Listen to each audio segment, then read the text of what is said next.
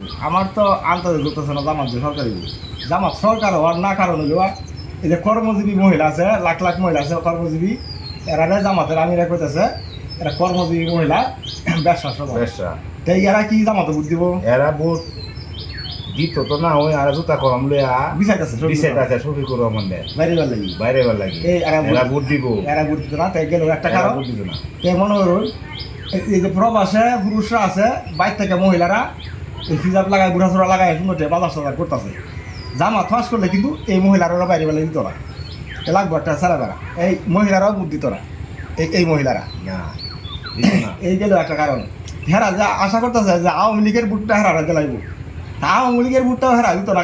কারণ হলো আওয়ামী লীগে কিন্তু হেরারে রাজনীতি নিষিদ্ধ ঘোষণা করছে আওয়ামী লীগ সরকারে। এরপরও কিছু ভোট আওয়ামী লীগের ভোট কিছু দিব দিত না জ্ঞানী আওয়ামী লীগ এরা ভোট দিত না, কারণ হলো নিষিদ্ধ ঘোষণা করছি আওয়ামী লীগ সরকারের জামাতের রাজনীতি নিষিদ্ধ ঘোষণা করছে।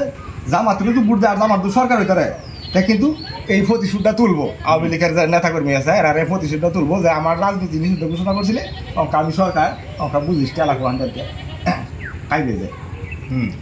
এরপর যা আমি হিসাব করে দেখছি যে তারেক জিয়া কিন্তু রাজনীতি তিনবারের প্রধানমন্ত্রীর ছেলে, হেরার কিন্তু দেশ চালানোর একটা অভিজ্ঞতা আছে।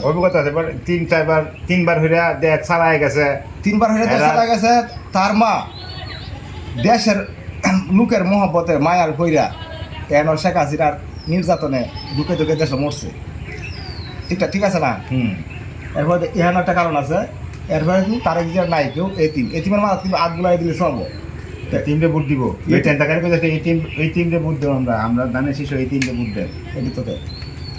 এই হিসাবে কিন্তু বিএনপি সরকার হওয়ার 100-র মধ্যে 100 বিএনপি ক্ষমতা যাইব। এটি আশাবাদী। আপনারটা এই কথা এটি জানতে চাইছেন। আসসালামু আলাইকুম।